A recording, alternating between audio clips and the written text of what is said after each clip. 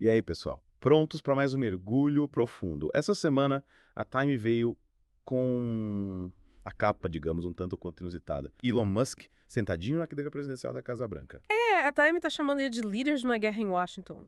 Por causa, você sabe, dos cortes de gastos. Parece que a brincadeira ficou séria. E é exatamente isso que a gente vai analisar hoje. A gente tem aqui a reportagem da Time e alguns artigos de especialistas para entender como é que um cidadão privado, sem cargo nenhum, está tendo tanta influência no governo americano. O que está acontecendo em Washington? É, a Time fala que nenhum cidadão privado exerceu tanto poder sobre a máquina do governo do ZUE. E o Musk está liderando esse tal de Doge, a pedido do presidente Trump, para cortar gastos do governo. E a revista está preocupada com essa concentração de poder, sabe? Doge. Que nome. Parece nome de cachorro. Foi brincadeira. Mas falando sério, o que é esse Doge? É um departamento. Meio informal. A Time descreve como uma coleção de empregados temporários, sem crachá, sem site, sem uma autoridade legal clara. É tipo um grupo de amigos do rei, só que com poder de influenciar decisões do governo. Nossa, isso é preocupante. E como esse Doge funciona na prática? A tia me dá algum exemplo? Ele cita um caso da USAID, a agência humanitária americana. O Musk e o Trump criticaram a agência, falando que ela não era eficiente. E, de repente, 90% dos funcionários foram demitidos. Uau, que coincidência, né? Quer dizer, a Term está insinuando que o Musk está mandando e desmandando. É, a revista questiona se o Trump realmente tem controle sobre o Musk. Eles até citam uma fala do Trump dizendo: o Musk não pode fazer nada sem minha autorização. Mas, na prática, ele acabou cedendo. E a USAID foi basicamente desmontada. Peraí. Se o Trump pode vetar as ações do Musk, por que ele não faz isso? Pois é, essa é a questão. A Time diz que essa relação entre eles é bem mais complexa do que parece. Tem momentos de colaboração, mas também de conflito. Parece que o Trump está andando na corda bamba tentando equilibrar os interesses do governo com a influência do Musk. E essa história da USAID? O que isso significa na prática? A Jamie fala algo sobre as consequências. Eles falam sobre uma possível reação pública negativa. Afinal, em algum momento, quem vai pagar a conta é o cidadão comum. Imagina, fazendeiros americanos que dependem da USAID para exportar seus produtos, de repente ficam sem compradores. A coisa pode ficar feia.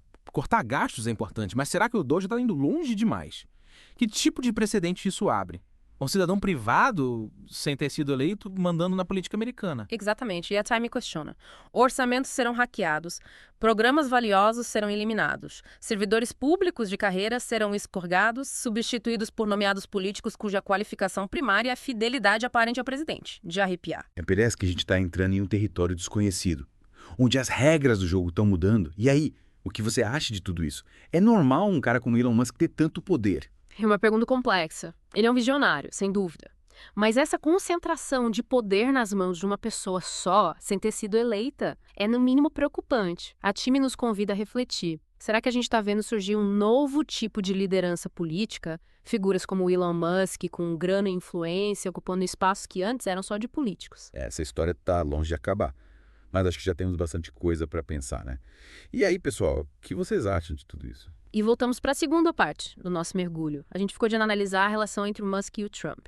Isso aí, a time meio que deu a entender que essa relação é, sei lá, meio conturbada. Uma hora parece que eles estão no mesmo barco, outra hora parece que estão em lados opostos. A Time cita momentos em que o Musk apoiou publicamente o Trump, tipo durante a campanha presidencial.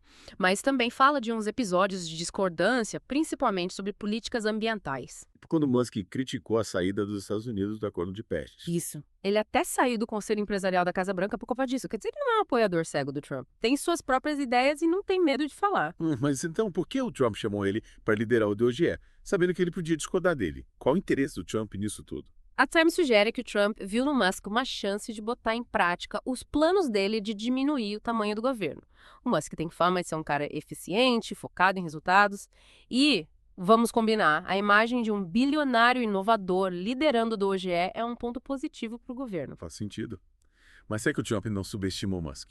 Deu muita liberdade para ele e agora está com medo de perder o controle. Pode ser. A Time fala da possibilidade do Trump estar se sentindo pressionado pela influência do Musk. E a revista levanta um ponto importante: a falta de transparência do DOGE. É verdade. A gente já falou sobre a estrutura, digamos, confusa do DOGE, né? Dos 100 funcionários de verdade, sem site, sem prestação de contas. Exato. E essa falta de transparência preocupa, né? Como que as decisões são tomadas lá dentro? Quem tá de olho no Musk? Quem garante que eles estão pensando na população? A Time dá algum exemplo de como essa falta de transparência pode ser ruim. Eles falam da dificuldade de saber o impacto real dos cortes do DOGE. Sem dados sobre os programas que foram afetados, é difícil avaliar as consequências a longo prazo. A Time pergunta: como saber se os cortes estão sendo feitos de forma estratégica e não só com base na opinião do Musk? É como atirar no escuro. Cortar por cortar, sem saber o que vai acontecer depois. E a Time vai além e fala do risco de conflito de interesses. O Musk tem negócios em várias áreas e algumas delas são afetadas por decisões do governo. Tipo, ele pode usar a posição dele no DOGE para beneficiar as empresas dele. A Chame não afirma isso diretamente, mas levanta essa questão. E eles falam da necessidade de ter mais controle para evitar esse tipo de coisa. Tazar, já entendemos que o DOGE é um mistério. Mas... E a população americana? O que eles acham disso tudo? A Time cita umas pesquisas que mostram que a opinião pública está dividida. Uma parte apoia os cortes e vê o Musk como um cara que vai mudar as coisas para melhor. Outra parte está preocupada com o poder dele e com a falta de transparência. Ou seja, o Musk é uma figura que causa polêmica. É isso aí. E a Time questiona: será que essa popularidade do Musk vai continuar quando as pessoas começarem a sentir os efeitos dos cortes? Boa pergunta. Ele tá numa maré boa agora, mas a qualquer momento a coisa pode mudar. Que a Time lembra que a história tá cheia de líderes carismáticos que perderam apoio quando as promessas não se cumpriram. E chegamos na parte final do nosso mergulho. A pergunta que todo mundo quer saber. O que será do Musk e do Trump no futuro? A Time fala de alguns cenários, sabe? O primeiro, mais óbvio, é o Trump ser reeleito. Aí, provavelmente, a influência do Musk ia continuar crescendo, pelo menos por mais 4 anos. E se o Trump perder? O que acontece com o DOGE? E com os superpoderes do Musk? Aí a coisa fica mais complicada. A Time acha que um novo presidente, principalmente se for democrata, não ia manter o DOGE como está hoje. Imagina a confusão. Um novo presidente desfaz tudo, tenta voltar atrás nos cortes. É, a Time até fala da possibilidade de investigar o DOGE. Principalmente essa falta de transparência, né? E os possíveis conflitos de interesse. Ia ser demais. E o Musk? O que ele faria se perdesse essa influência toda? Sabe que Time fala Yeah. que ele pode se candidatar a presidente? Sério. Tipo o Musk trocando o Vale do Silício pela Casa Branca. Não consigo imaginar ele fazendo campanha, sabe? Dando discurso, apertando mão de eleitor. Pois é, parece meio improvável. Mas a Time lembra que o Musk adora um desafio. E não tem medo de tentar coisas novas. Vai saber, né? E se ele não quiser entrar pra política, ele simplesmente volta para as empresas dele e esquece essa história de Washington. Acho difícil. Ele já mostrou que quer mais do que só o mundo dos negócios. Ele quer deixar sua marca na história e a política é um jeito de fazer isso. Então ele vai continuar se metendo em política. Hum. De um jeito ou de outro. Provavelmente. A Time acha que ele pode virar uma espécie de conselheiro secreto, influenciando decisões por trás das cortinas, financiando campanhas, usando a fama dele para defender as ideias dele. Ele não é de desistir fácil.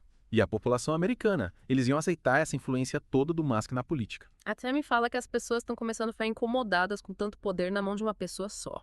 Elas querem um sistema político mais transparente, mais democrático. Quer dizer que a lua de mel do Musk com a opinião pública tá acabando. É bem possível. A Tammy diz que a popularidade dele está ligada à imagem de inovador, de empresário de sucesso. Mas essa imagem pode ficar manchada se ele for visto como alguém que usa a fortuna dele para manipular a política. Nossa, coisa mais complexa do que a gente imaginava. Começamos falando de uma capa de revista e terminamos discutindo o futuro da democracia americana. E é isso que é legal no nosso mergulho. A gente começa num ponto e acaba explorando um monte de ideias. E a lição de hoje é: fiquem de olho no Elon Musk. Ele ainda vai dar muito o que falar. Com certeza.